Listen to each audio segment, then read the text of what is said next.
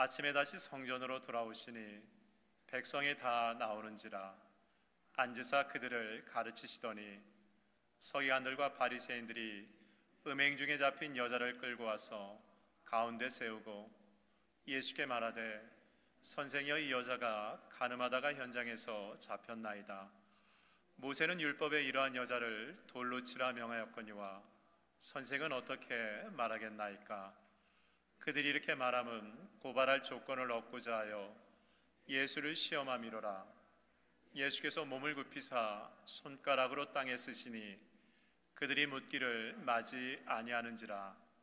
이에 일어나 이르시되 너희 중에 죄 없는 자가 먼저 돌로 치라 하시고 다시 몸을 굽혀 손가락으로 땅에 쓰시니 그들이 이 말씀을 듣고 양심의 가책을 느껴 어른으로 시작하여 젊은이까지 하나씩 하나씩 나가고 오직 예수와 그 가운데 섰는 여자만 남았더라. 예수께서 일어나사 여자 외에 아무도 없는 것을 보시고 이르시되 여자여, 너를 고발하던 그들이 어디 있느냐? 너를 정죄한 자가 없느냐? 대답하되 주여 없나이다. 예수께서 이르시되 나도 너를 정죄하지 아니하노니 가서 다시는 죄를 범하지 말라 하시니라. 아멘. 자리에 앉으시겠습니다.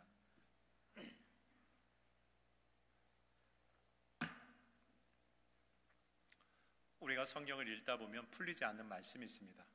참 이 말씀이 이해가 안 가는 경우가 있습니다. 좀 더 구체적으로 말하면 가끔은 어느 한 구절 말씀 때문에 그 말씀에 내 생각과 마음이 묶이는 경우가 있습니다. 하루 종일 어떤 말씀 한 구절에 이 생각과 마음이 이렇게 매여가지고 시간을 다 쏟는 경우가 있습니다. 오늘 말씀도 그래요. 요한복음 8장 6절 하반부를 좀 보겠습니다. 예수께서 몸을 굽히사 손가락으로 땅에 쓰시니, 8절도 다시 몸을 굽혀 손가락으로 땅에 쓰시니. 도대체 무슨 말씀을 쓰셨을까요? 돌을 두고 분노에 찬 그 군중, 그 수백만에 되는 그 군중 한복판에서 주님은 왜 그때 몸을 굽혀 땅에 글씨를 쓰셨을까요? 도대체 그 글씨가 무엇일까요? 많은 사람들이 땅에 쓰신 글씨가 무엇인지를 알고자 있지만 정확히 아는 사람은 없습니다. 왜냐하면 성경은 말하지 않기 때문에 단지 추측만 할 뿐이죠. 예수님이 율법을 적으셨겠다, 그들의 마음 상태를 적으셨겠다, 추측만 할 뿐이지 그날 주님이 쓰신 글씨는 무엇인지 아무도 알지 못합니다.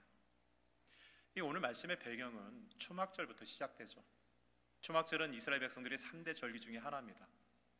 그 초막절 절기에 이제 오늘 말씀 전 요한복음 7장부터 오늘 말씀의 배경이 시작되는데, 예수님이 초막절이 되어도 예루살렘에 올라가지 않는 거예요.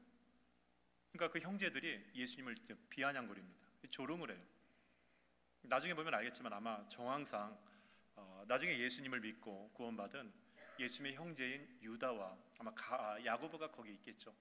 그러면서 뭐라고 조롱하냐면은, 아니 메시아를 드러내면서 사람들이 그렇게 가르치고 그렇게 선포했던 사람이 세상에 나가가지고 마음껏 드러내야지 왜 초막절 기회 아니냐, 수백만이 몰려오는 그 예루살렘에 올라가서 좀 드러나기를 구해야 되는데 왜 집에서 숨어만 있느냐라고 하면서 이 형인 예수를 조롱합니다.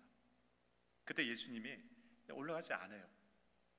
그 이유가 7장 1절에 잠깐 밝혔듯이 예수님이 유대인들의 타겟이 되고 있습니다. 유대인들, 바리새인들, 제사장들이 예수님의 그 선포와 하나님이 내 아버지라는 그 말에 예수님을 죽이려는 이 타겟을 딱 삼게 되었습니다. 그러니까 예수님이 이제 올라가지 않아요. 그렇다고 해서 예수님이 죽음을 두려워해서 무서워서 올라가지 않은 것이 아닙니다. 하나님의 시간표가 있거든요.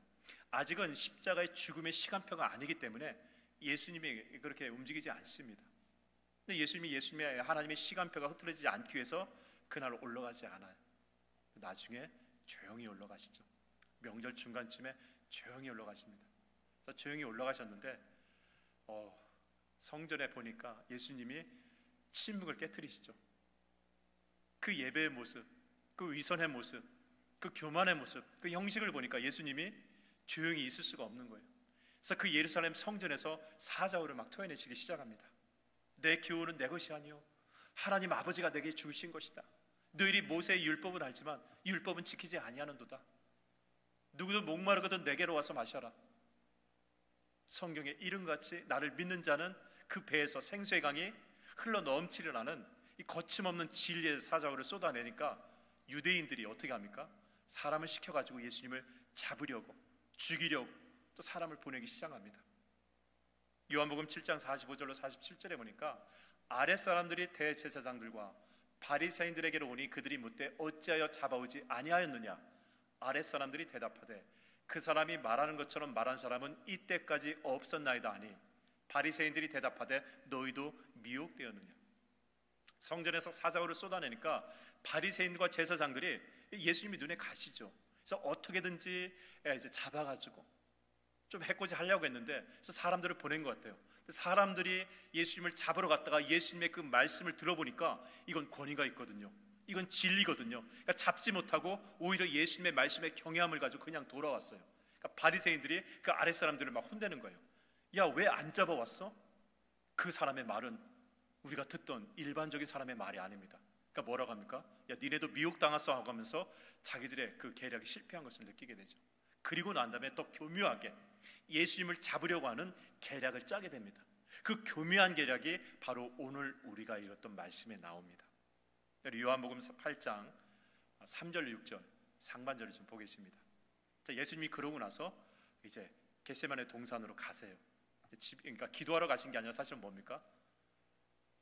잘 곳이 없으니까 예루살렘에 이 초막절에 수백 명이 오니까 잘 곳이 없으니까 가난한 사람들, 집 없는 사람들, 예약을 못한 사람들은 건너편 기도는 시내를 넘어서 겟세마네 동산에서 노숙을 하는 거예요. 노숙을 하고 그 다음날 성전에 들어오셨는데 바로 그들의 계략이 딱 나옵니다. 서기관들과 바리새인들이 음행 중에 잡힌 여자를 끌고 와서 가운데 세우고 예수께 말하되 선생이여 이 여자가 간음하다가 현장에서 잡혔나이다. 모세는 율법에 이러한 여자를 돌로 치라 명하였거니와 선생은 어떻게 말하겠나이까?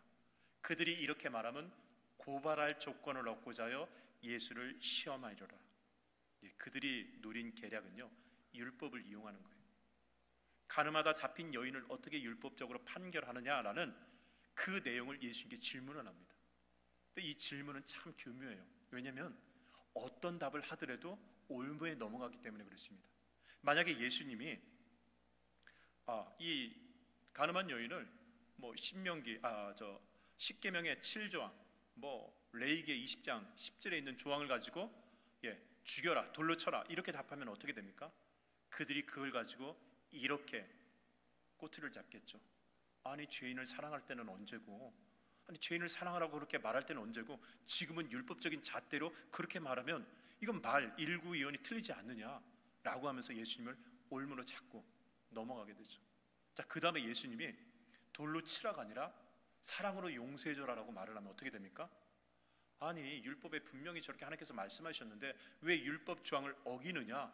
율법의 완성이라고 그렇게 자랑하더니 왜 율법을 완성시키지 않고 왜 율법을 깨트리냐라고 하면서 예수님을 조롱합니다. 공격하죠. 그러니까 예수님은 이 간음한 여인에 대한 판결의 대답으로서 율법에 대한 부분을 이야기해도 걸리게 되고 그 율법을 사랑으로 바꾸게 하더라도 걸리게 되는 거예요. 어떤 얘기를 하더라도 예수님은 그들의 올무에 넘어갈 수밖에 없는 것이죠. 자, 바로 그들의 교묘한 계략 앞에 예수님의 한 행동이 뭡니까? 갑자기 몸을 굽혀 땅바닥에 글씨를 쓰기 시작했다는 것이죠.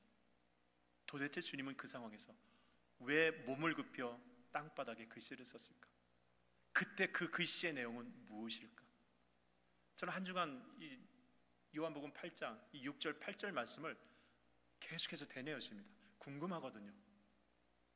새벽 예배 때 여기서 계속 묵상하고 사무실에서 묵상하고 신방하다 묵상하고 운전하다 묵상하고 안 돼요.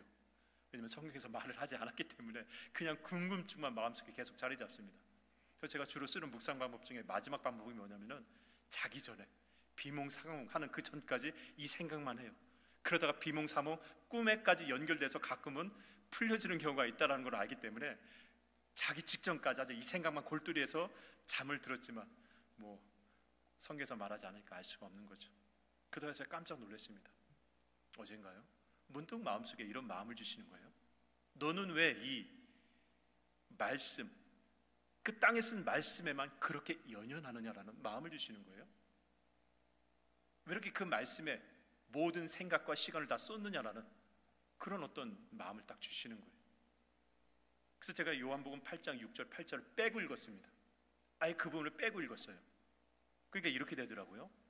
예수님을 시험하려고 가늠한 여인을 딱 데리고 와서 묻죠. 이 여자가 가늠하다가 현장에서 잡혔는데 모세 율법에는 이 여인을 돌로 치러 죽이라고 했는데 당신은 어떻게 하겠습니까?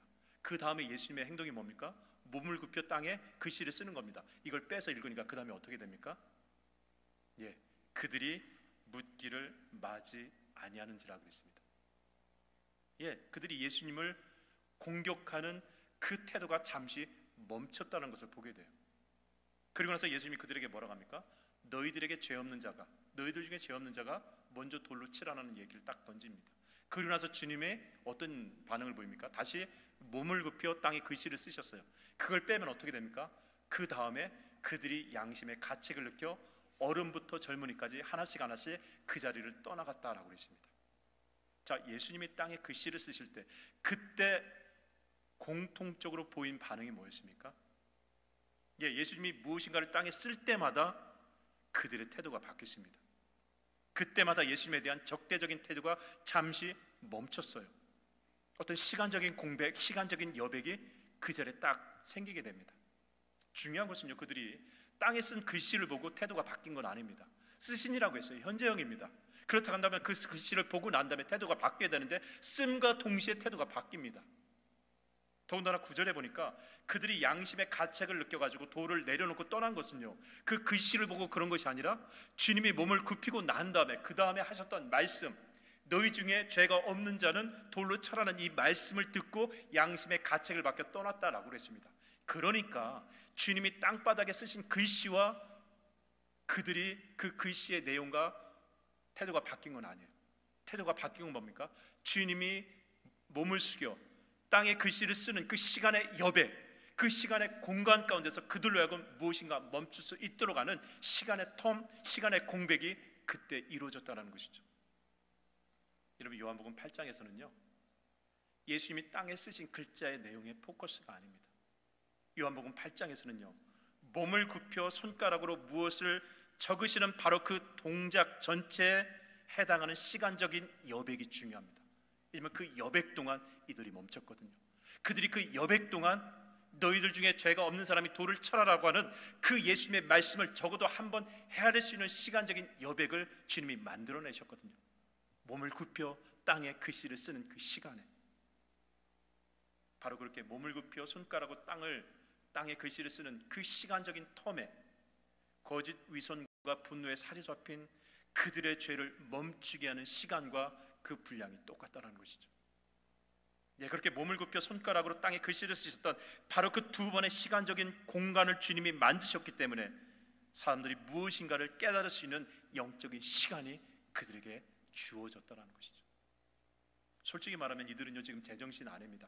온전한 마음으로 여기에 있는 거 아닙니다. 율법의 옳고 그름, 하나님의 율법의 본질을 내가 지키기 위해서 이 자리에 쓴 게 아니에요. 아시겠지만 바리새인들과 제사장들의 뒤에 충동에 의해서 돌을 잡고 여기까지 왔다는 것입니다. 그들이 정말 율법의 본질적인 내용을 가지고 내가 그것을 지켜야 되겠다는 신념으로 온 게 아닙니다. 분위기상, 상황상 할아버지부터 젊은이까지 그 분위기에 치여서 나도 돌을 들고 서 있는 거예요. 그렇게 정신없이, 그렇게 생각 없이 여기에 서 있는데 갑자기 시간적 여백이 주어지면서 예수님의 말씀이 딱 선포되니까 그때 그 짧은 순간에 돌아볼 수 있는 거예요. 지금 내가 무슨 일을 하고 있는 거지? 9절의 표현대로 한다면요, 양심의 가책을 느낄 수 없는 상황까지 지금 이들은 서 있는 것입니다. 스스로 판단하기에는, 객관적으로 판단하기에 이들은요, 도덕적, 윤리적, 종교적인 어떤 영역을 이미 벗어난 상황입니다. 그들 마음속에 도덕적, 윤리적, 종교적, 신앙적인 그 핵심을 정확히 붙잡고 여기에 섰다고 한다면 그렇게 흥분하지 않습니다. 그래서 나는 스스로 이들이 생각하기에는 나는 정의롭다, 나는 율법적으로 바르다 라고 생각해서 돌을 들고 그 자리에 섰지만 사실 솔직히 말하면 뭡니까? 율법을 이용해서 율법의 주인이신 예수님을 모략으로 올무에 쓰이려는 대제사장들과 바리새인들의 충동에 여기까지 서 있는 그들의 모습을 발견하게 된 것이죠. 그래서 이런 경우를 가르쳐서요, 전도서 3장 16절에는 이런 말씀을 딱 던집니다. 또 내가 해 아래서 보건대 재판하는 곳 거기에서도 악이 있고 정의를 행하는 곳 거기에서도 악이 있도다. 나는 이게 정말 본질적으로 하나님의 그 진리의 말씀, 이게 왜곡되기 때문에 거룩한 분노를 가지고 여기에 온 게 아니에요. 그들은 재판이라는 그 수단을 통해서 뒤에서 충동하는 제사장들과 바리새인들의 그 소리에 속아가지고 거기에 분위기에 이끌리고 무리에 이끌려가지고 그 돌을 들고 한 그 사람들이 거기에서 보인 모습이 뭐냐? 재판한 곳에서도 악의 마음이 들끓고 있고 정의를 행한다는 미명 안에 거기서도 악한 마음이 들끓고 있는 바로 그 한복판에 주님은 그들의 마음을 멈추도록 할 수 있는 시간적인 여백 공간을 두 번씩이나 만들어내고 있다는 것이죠. 바로 그렇게 무엇인가에 속아가지고 제대로 생각하지도 않고 분위기에 휩쓸려서 조작된 여론의 앞잡이가 되어서 스스로 멈추지 못하는 그들을 주님께서 그 순간 멈추게 하신 것이죠. 그들이 묻기를 마지 아니하는지라. 그래서 지금 자신들이 얼마나 큰 죄를 저지르고 있는지 내 본 모습을 보라보면서 양심의 가책을 느껴 돌을 내려놓고 떠나게 된 것입니다. 그러니까 그 시간적인 공백, 주님이 만들어주신 시간적인 공백을 통해서 너희 중에 죄 없는 자가 먼저 돌을 치라라는 그 말씀을 적어도 마음속에서 양심의 가책에는 영혼이 꿈틀거릴 수 있도록 주님이 그 시간을 만들어주신 것이죠. 여러분, 오늘 같은 일이 나중에 또 반복합니다. 예수님이 십자가에 달려 돌아가시 직전에 빌라도의 재판 앞에 쓰게 됩니다. 성경에 보니까 빌라도의 재판 앞에 대제사장들과 바리새인들이 또 충동을 해요. 충동을 해가지고 무리들을 불러서 모으게 됩니다. 모아가지고 나오는데 이 무리들이 말 그대로 소리 지르고 막 정신이 없죠. 재판 앞에서 어떤 자기만의 영적인 정체성, 신앙적인 어떤 신념 이걸 가지고 온 게 아니라 일주일 전에 예수 그리스도를 메시아라고 칭송했던 사람들이 그 다음에 바리새인들과 제사장의 그 충동에 그냥 아무 생각 없이 소리 지르며 분위기에 이끌려가지고 똑같이 빌라도의 법정 앞에서 우왕좌왕하면서 소리 지르기 시작합니다. 자, 그때 로마법에 비춰봤을 때 빌라도는 알았어요. 예수님이 로마의 법에 의해서 저축된 것이 아니란 걸 알게 됩니다. 그래서 빌라도가 거기서 좀 끊어내려고 했어요. 이런 어떤 이 감정적인 종교 재판이 아니라는 것을 그는 알기 때문에 어떤 생각을 하냐면은 빨리 재판을 종결시키려고 합니다. 그래서 유대 관례상 명절 때 죄인을 이제 2명 딱 해가지고 이 중에 악한 죄인을 하게 되고 나머지는 풀려나게 하는 그 제도를 생각해내게 됩니다. 그래서 바라바라고 하는 강도와 살인을 입사하는 흉악범을 딱 데려다 놓고 예수님하고 둘 중에 한 명을 풀어주라라고 사람들에게 이렇게 얘기를 합니다. 그럼 빌라도 생각에 당연히 누구를 풀어주게 생각을 할 겁니까? 흉악범, 강도인 바라바보다는 이 예수님을 풀어줄 거라고 빌라도는 생각하고 그렇게 해서 재판을 그냥 쉽게 끝내려고 했어요.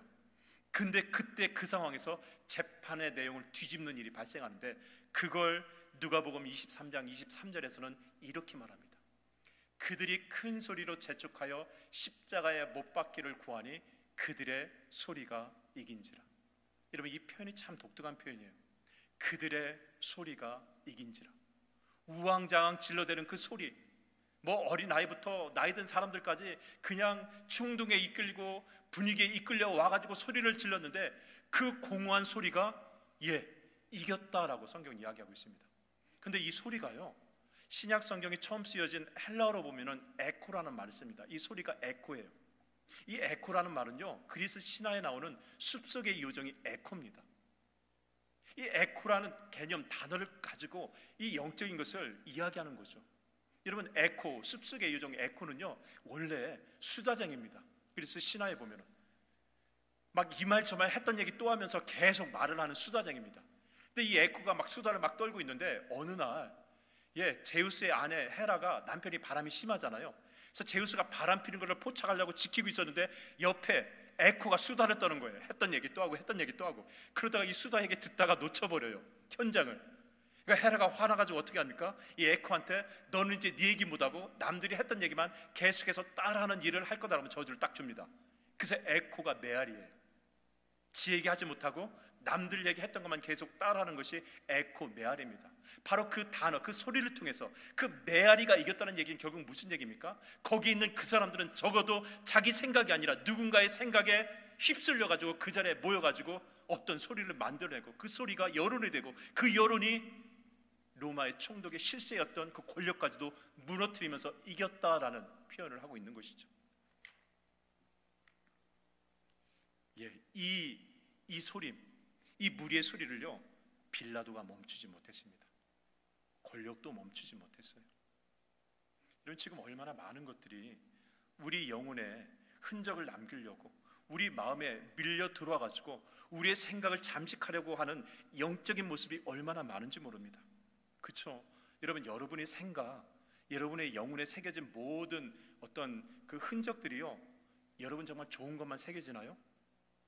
아니요. 나도 모르게 내 귀와 내 눈을 통해서 얼마나 많은 세상의 거짓, 그 이야기들, 그 메시지들이 내 영혼에 새겨집니까? 대표적인 게 뭡니까? 소셜미디어 아닌가요? 페이스북 아닌가요?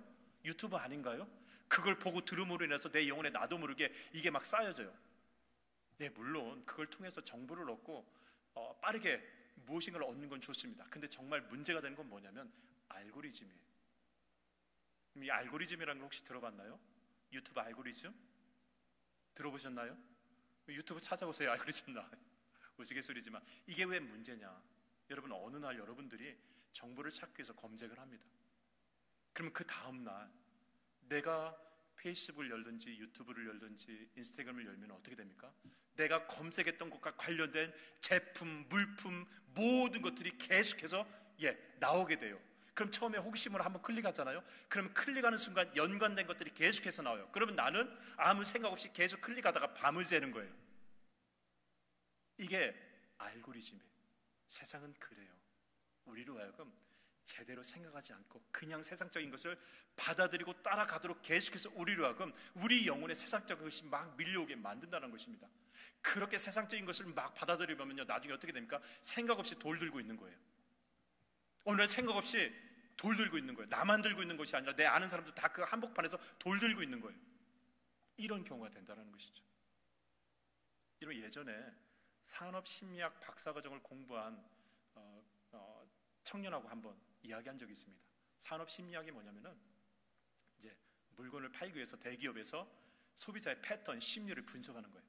이런 때, 이런 상황에서, 이런 패턴에서 소비자가 물건을 많이 산다, 소비를 많이 한다, 이걸 분석하는 거예요. 이걸 데이터하고 이거를 분석하는 건데 5년 동안 그것만 연구하는 건데, 제가 이제 그분하고 얘기하다 그분이 웃으면서 이런 얘기를 해요. 목사님, 소비자가 언제 가장 많이 소비를 하는지 아세요라고 딱 웃으면서 얘기를 해요. 여러분, 언제 소비자가 물건을 많이 사고 물건을 많이 이렇게 구입을 합니까? 언제 소비를 많이 해요? 여러분 한번 돌아보세요. 여러분이 언제 소비를 많이 해요? 그분이 딱 웃으면서 이렇게 해요. 목사님, 생각 없이 쇼핑할 때 그들이 가장 많이 지출을 합니다. 그런 얘기를 하는 거예요. 여러분 아시잖아요. 우리 시장 갈 때 꼼꼼히 1번부터 10번까지 다 써도, 그리고 물건 들었다 놨다 해도 결국 뭡니까? 10개를 사러 갔다가 15가지를 사오잖아요. 그렇게 마음 먹고 갔는데도 무너져요. 근데 생각 없이 가면 어떻게 됩니까? 뭐 엄청 사죠. 그래서 백화점이라든지 마트에 가면 음악을 막 크게 틀어놓는지 아세요? 이런 생각을 뺏는 거예요. 생각하지 못하도록, 고민하지 못하도록, 분석하지 못하도록 생각 없이 막 분위기에 이끌려가지고 이렇게 저렇게 하도록 만드는, 그게 다 어디서 나왔느냐? 여러분들, 박사님들이 5년 동안 연구하고 연구했던 그 모든 연구 결과를 가지고 그렇게 하는 겁니다. 여러분, 내 안에 올바른 가치관, 올바른 신앙관, 올바른 세계관, 이걸 정립하고, 그래도 그 정립한 걸 가지고 내가 이 세상을 살아도요, 이 영적인 생각할 수 있는 시간의 공백이 없으면요, 그냥 막 살아가게 되는 거예요. 적어도 나에게는요, 생각할 수 있는 공백이 있어야 됩니다. 적어도 그 자리에서 멈춰가지고 이것이 어떤 건지 본질을 파악할 수 있는 시간적인 여백을 적어도 가져야 되는 시간을 우리가 있어야 된다는 것이죠. 근데 우리는 아무것도 없어요. 가치관도 세계관도 없어요. 세워지지 않았어요. 공백도 없어요. 시간적인 여백도 없어요. 그러니까 선택하다 보니까, 클릭하다 보니까 밤을 새고 어디까지 타고 들어갑니까? 엄한 데까지 가고 있는 거예요. 그렇게 영적으로 멈추는 시간을 뺏기면, 영적으로 생각할 수 있는 이 공백의 시간을 뺏기면 결국은 내 안에 세상의 이야기, 다른 사람의 이야기가 내 영혼에 계속 밀려오는 것입니다. 그리고 그 밀려온 다른 사람들의 이야기가 내 삶의 가치관이 되어버리는 거예요. 내 삶의 기준점이 되어버리는 것입니다. 그래서 나는 돌을 들고 나는 율법을 제대로 지키는 사람이라고 했지만은 결국 그들의 생각은 누구 생각이었습니까? 바리새인과 대제사장들의 생각이었고, 바리새인과 대제사장의 생각은 결국 누구 생각이었습니까? 마귀가 집어준 생각이었죠. 느헤미야가 예루살렘 성벽이 무너져가지고 그걸 보수하기 위해서 왕한테 허락을 받습니다. 왕한테 허락을 거의 다 받아가지고 이제는 뭐 기도할 필요도 없고 그냥 가기만 하고 왕한테 구하기만 하면 되는데, 그때 느헤미야는 뭘 합니까? 그럼에도 불구하고 영적인 시간의 공백을 만들어내요. 우리 느헤미야 2장 4절을 보겠습니다. 왕이 내게 이르시되 그러면 내가 내게 무엇을 원하느냐, 그러면 내가 무엇을 원하느냐 하시기로 내가 곧 하늘의 하나님께 묵도하고. 페르시아 왕이 너 원하는 게 뭐야 물어봤다고 하면 이제 끝난 거예요. 뭐 기도할 필요도 없습니다. 왕이 네 원하는 거 뭐야 그러면은 이것도 필요합니다, 저것도 필요합니다 라고 하면서 그냥 영적인 공백을 안 가져도 되는데, 느헤미야는요 의도적으로, 아니 습관적으로, 본능적으로 그 순간에도 내가 곧 하늘의 하나님께 묵도, 짧게나마 영적으로 기도하는 영적 공백의 시간을 딱 가졌다는 것입니다. 인간의 생각을 멈추고 하나님 앞에 다시 한번 물어볼 수 있는 영적인 시간을 의도적으로 만들고 있다는 것이죠. 여러분, 항상 이 영적인 이 부분을 놓치지 말아야 되는 거예요. 세상에 내 영혼이, 이 세상의 메시지가 내 영혼에 들어와서 세상의 메시지는요 내 영혼에 무엇인가를 자꾸 남기기 원합니다. 내 영혼에 무엇인가 자꾸 적기를 원해요. 그래서 그 적혀진 것들로 인해서 내가 생각하고 선택하고 결정하도록 만든다는 것이죠.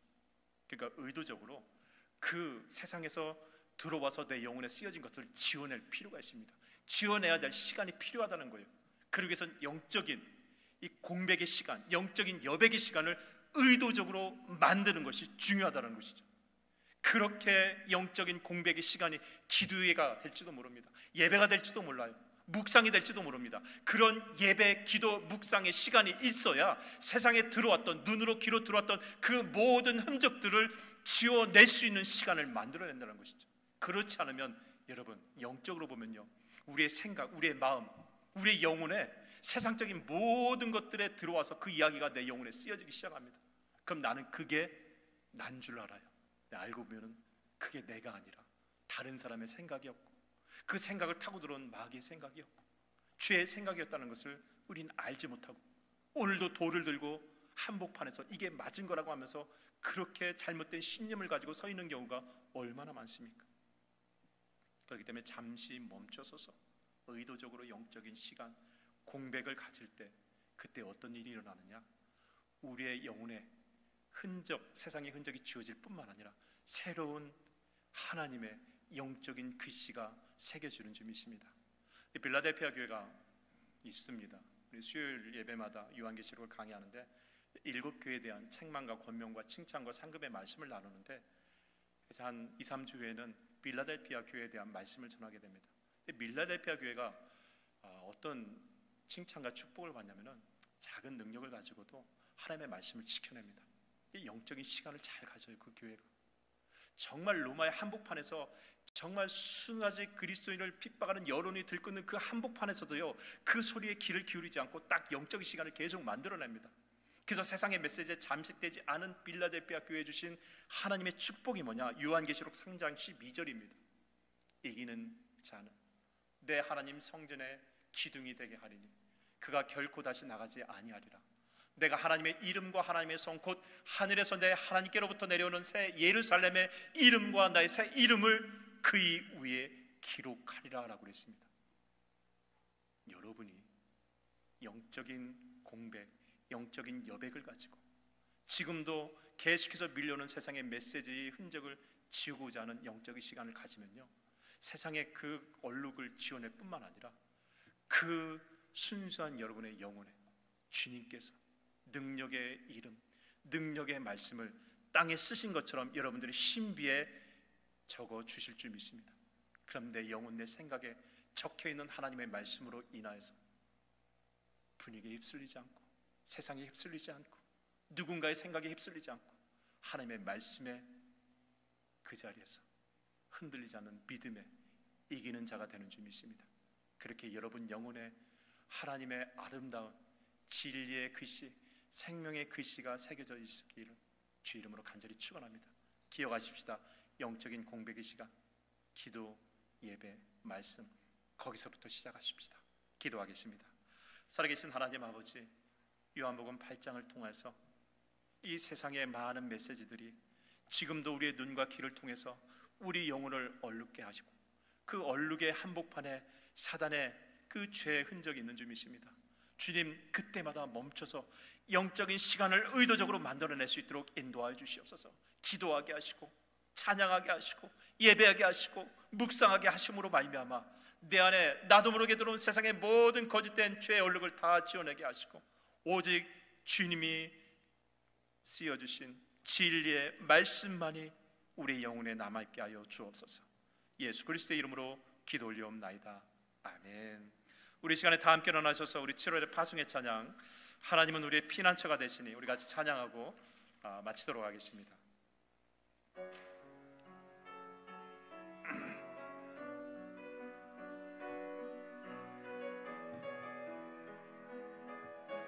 하나님은 우리의 피난처가 되시며, 하나님은 우리의 피난처가 되시며, 환난 땅에 우리의 힘과 도움이, 하나님은 우리의 피난처가 되시며, 하나님은 우리의 피난처가 되시며, 환난 중에 우리의 힘과 도움이시라. 너희는 가만히 있어 주가 하나님 됨할지어다. 세방과 세계 가운데 주가 높임을 받으리라. 사랑합니다. 사랑합니다. 내 아버지 찬양합니다. 내 온 맘 다하여 선포합니다. 예수 그리스도 주님 오심을 기다리며. 무릇 지킬 것만한 많은 것 가운데서 더욱 그 마음을 지키라고 하셨습니다. 하나님, 정말 마음 지키기 힘든 시대에 살아가고 있습니다. 아무리 내가 지키려고 노력해도 우리의 눈과 귀는 세상적인 것을 보고 들을 수밖에 없습니다. 잠시라도 그 세상의 메시지에 속아가지 않도록 멈추게, 그리고 그 자리에서 그 시간의 공백 가운데서 기도와 말씀과 찬양과 묵상을 통해서 우리 마음에 하나님의 말씀만이 새겨질 수 있도록 아름다운 영적인 시간을 계속해서 만들어 나가기 원하는 우리 임마누엘 한인연합감독의 모든 성도들 머리 위에 성부, 성자, 성령님의 도우심과 인도하심이, 축복하심이 영원토록 함께 하시기를 간절히 축원하옵나이다. 아멘.